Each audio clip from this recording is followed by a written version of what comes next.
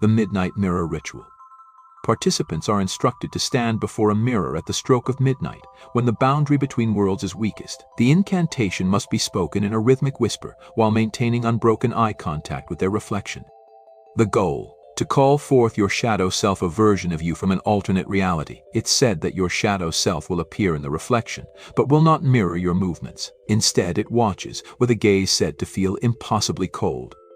Some accounts say that if the shadow self is provoked or allowed to linger too long, it might cross the threshold into our reality. Those who encounter their shadow self report feeling as though they're being followed for days afterward, their reflection no longer just an image, but something alive.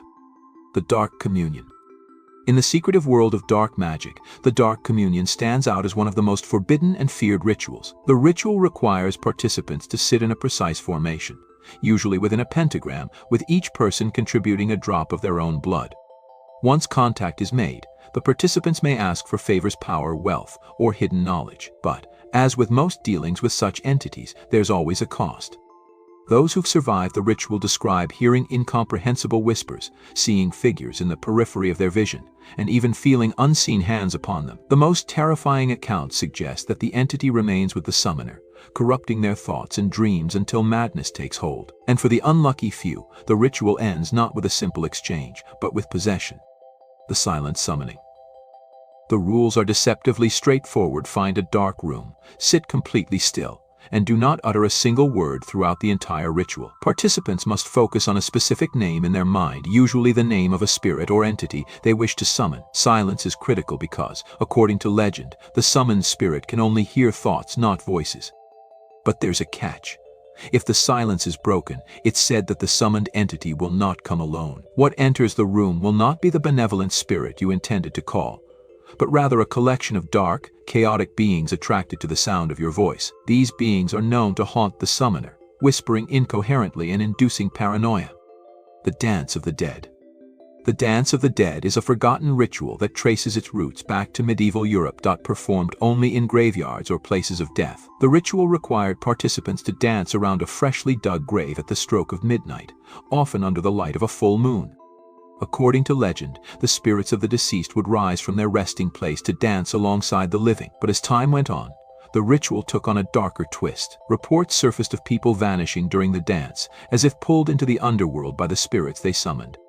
Those who witnessed the ritual speak of cold winds, phantom hands pulling dancers into the earth, and unholy whispers. The ritual was eventually banned, as authorities feared that it not only disturbed the dead but angered them, resulting in curses placed upon the entire village.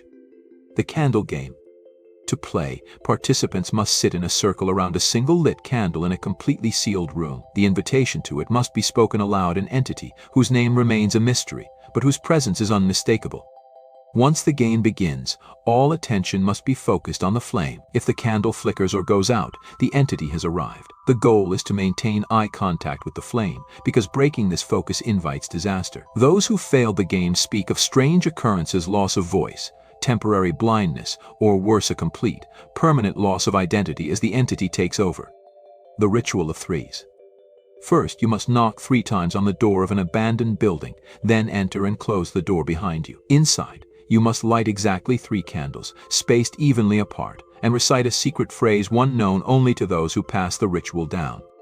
The mystery lies in what happens next. Some who have performed the ritual report hearing a soft tapping, as if something or someone is responding to the knocks. Others claim to feel an overwhelming sense of dread, as if they are being watched.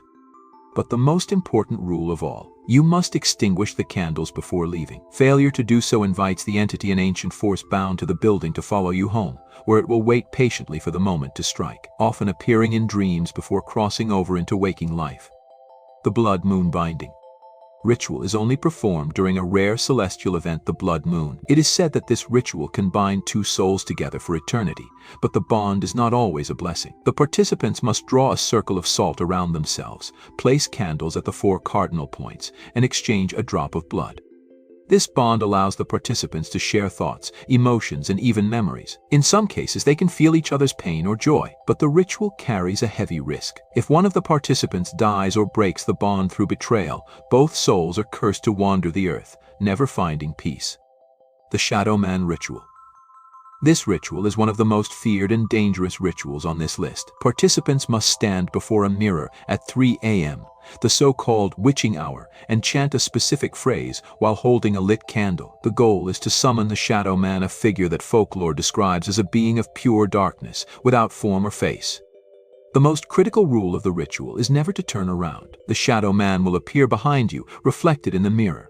But if you attempt to face him directly, he is said to escape the confines of the mirror and haunt you forever. Those who've encountered the shadow man describe an overwhelming sense of dread and paralysis. Some say they see him in their peripheral vision for weeks afterward, standing at the foot of their bed or lingering in dark hallways.